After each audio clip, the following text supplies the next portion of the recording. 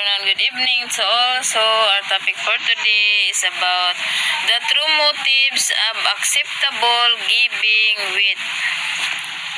The true motives of acceptable giving. So, brothers and sisters, true motives of acceptable giving.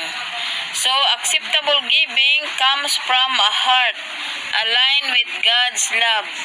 Number 1, giving with love and compassion. 2, giving without expecting back. 3, giving to honor God. So let's go.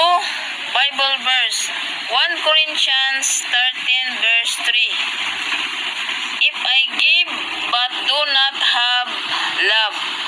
Matthew 6 verse 1 to 4. Give in secret and your Father will reward. Everyone, our topic for today is about righteous living.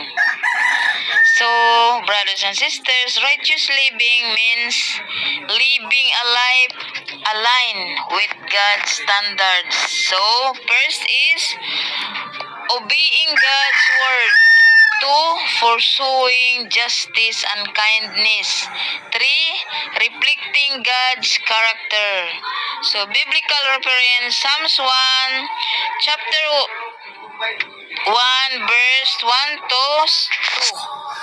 Blessed is the man who delights in the law of the Lord. Matthew 5 verse 6. Blessed are those who hunger and thirst for righteousness.